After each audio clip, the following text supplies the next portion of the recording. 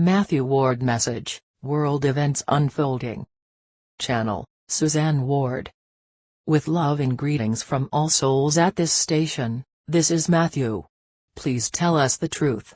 Is the chaos because these are the end times prophesied in the Bible? These are the end times for evil doing. The time is up for deception, cruelty, warring, oppression and everything else based in darkness. The Illuminati's fortunes, remnants of influence in mainstream media, scattered segments of military might, and numbers of minions are fast dwindling. They cannot stop the power of the light, and their energy streamers with attachments of base intentions cannot enter the frequency of the energy plane where Earth is heading.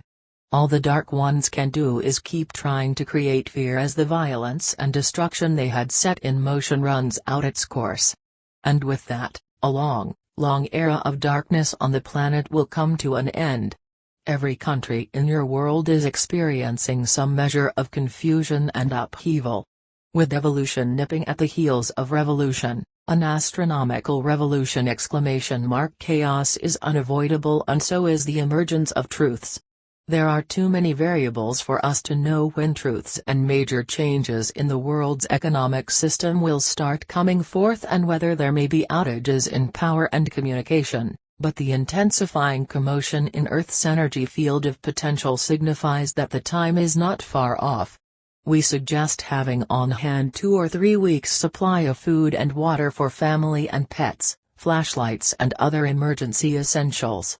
As stated in previous messages, if there is a lockdown, it will be for your protection. Dear family, you have been waiting to see strong action. It is on the way.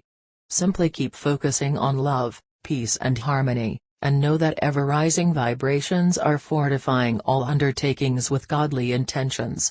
Mathew and other light messengers assured us there won't be World War III. That was before the dire situation developed in the Mideast. What does Mathew think now? There will be no World War III despite all the efforts of Netanyahu, a peak Illuminati who started a year ago to create a global conflict. His first step was pulling back Israel's defense measures at the border with Gaza and arranging with Hamas commanders to enter, create mayhem and take hostages. The Illuminati formed and support Hamas and all other Mideast terrorist groups. He expected Israel's battle with Hamas to become a regional war and, with the support of the UN, NATO and the United States, escalate into World War III. But national leaders in the Middle East know war is his goal. And they want no part of it. So, instead of Netanyahu provoking those countries into battle as he anticipated, his forces are fighting Hezbollah, another of the Illuminati's terrorist organizations. We have been asked to comment on the second assassination attempt on Donald Trump's life and how this will affect the election in the United States. It is clear to us, as it is to you, that his foes are quite determined to do him in.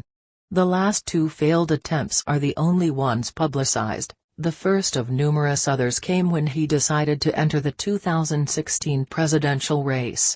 The Illuminati, more commonly called Deep State, want to eliminate this influential man they cannot control and who is determined to shut down all their criminal activities. In the attempt at issue, the person in custody is their newest marksman, so to say. In addition to having professional snipers, rogue agents in the CIA look for mentally unstable individuals who are shooters and have made known they are anti-Trump. The agents talk with those individuals about true patriots will save our democracy, and it would be for the good of this country if Trump were taken out. Considering that the most recent deep suggestion attempt, which never got off the ground, was one more in a long line of failures, suggests that Mr. Trump and his white hat double may be divinely protected. There is no indication that attempt will affect the election, but other factors could. A number of possibilities are on the way to probability status, and if one or more continues gaining momentum, there could be a change in the electoral process. The electorate think in terms of polls, endorsements, fundraising figures and vote counting, but it is the light intensity that fortifies all rightful action that will have the most impact on the election. We understand that the state of the world is keeping minds occupied. Most readers who send emails to my mother ask about recent or imminent events, and we are happy to share what we know. But always our primary mission has been to offer spiritual enlightenment and guidance along with encouragement during this unprecedented time on Earth, and the following 2 emails enable us to do this. If people believe reports about the possibility of another pandemic and the potential for a third world war and don't request my input, would telling them what I know violate the universal law of non-interference? It is not your responsibility or your right to try to change anyone's beliefs, but in addition to the stress factor in those kinds of reports is people's desire to understand what is going on. They don't know this is a profoundly extraordinary time in the planet's history, but they are sensing the swiftness of time passing and the physical effects of clashing vibrations. We feel that offering what you know at an appropriate moment would not be construed as interference. For instance, if some event or situation is questioned in conversation, would you like to know what I've read or heard? Would not be intrusive. If the individuals are receptive, speak confidently about the topic and mention books and internet sites you trust. Assure them that the light forces are winning the battle with the dark forces or that upcoming changes make Earth's future bright, whichever note of optimism is more appropriate for your audience. If they respond positively, ask if they would like to meet sometime to discuss issues of interest, that would put the responsibility for advancing in awareness with them, where it belongs. However, a glowing beacon can be ever so welcome to souls who are at sea insofar as figuring out what is happening and why.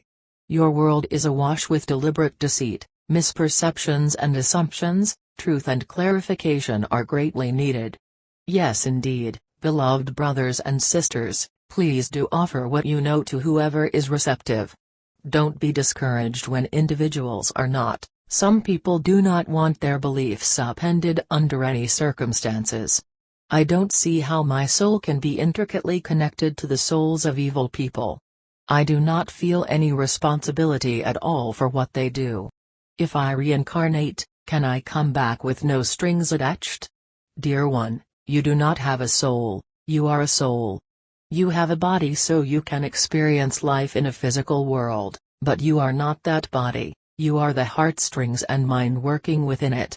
You are a being of love light energy, a unique, independent, inviolate, powerful eternal soul, and your inseparable connection with everything else is energetic. Never are you responsible for what anyone else does. The beginnings of all souls is when Creator Source, Supreme Being of the Cosmos, Totality, I Am, all that is, silently expressed itself into light. Light, the same energy as love, is cosmic consciousness and it is the most powerful force in existence. All knowledge is within this consciousness, waiting for souls to tap into its limitless illumination.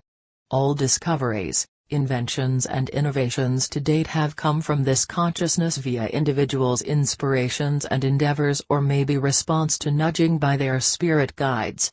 Everything that exists throughout this universe is Creator's energy fluctuating at one frequency or another. Every life form in Earth's animal and plant kingdoms is a soul and each is a microcosm of the planet. It could be no other way because the elements that make up every form are elements of Gaia's body. In that same way Earth is a microcosm of your solar system. It is a microcosm of the Milky Way, and that galaxy and all others are parts of this universe, which is one of 7 in the cosmos. Thus, everything that exists cosmos-wide is within the energetic interconnectedness of all that is, and evermore shall be. There is so much more to be said about souls, but we want to clarify reincarnation for the dear soul who wrote and anyone else who misunderstands multiple lifetimes. Mother, please copy here my effort to explain this in a message quite some time ago. Because the timeless continuum, where multiple multidimensional lifetimes are happening simultaneously and everything affects everything else, is a nebulous concept almost impossible to grasp. Reincarnation is the closest that messengers from the light could describe a process that fits into your linear time frame.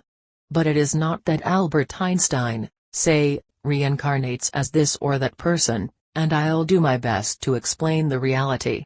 Every one of the countless souls throughout the cosmos is a unique, independent, inviolate eternal being. At the same time it is energetically interconnected with all others.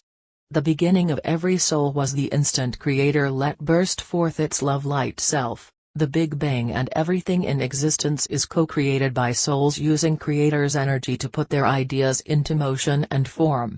Soul A, let us say, wants to incarnate for the first time. After putting its ideas into a soul contract, it enters into an agreement, we call it pre-birth agreement, with other souls that want to share the lifetime. Then it designs and co-creates a body for its personage that fits what it wants to experience as a mortal. Thereupon Soul A becomes a cumulative soul while remaining its unique eternal self, and it shares all of its knowledge with the soul that is the new personage. The term cumulative is applied to soul because it initiated the physical lifetime of another soul, but as you shall see, that is the start of cumulative experiencing. Let us call that first personage Soul B. All of Soul B's characteristics endowed by Soul A. And all experiences throughout the lifetime, intelligence, talents, body form and features, personality, ideas, relationships, education, habits, plans, accomplishments, disappointments, heartaches, joys, doubts, failures, interests, fears, are added to Soul A's database as Soul B has each experience, and everything is retained by Soul B when its body dies. When Soul A wants to embark upon a different kind of physical life, it goes through the same process. Now it has not only its original knowledge, but also the lifetime experiencing of Soul B to share with its second personage.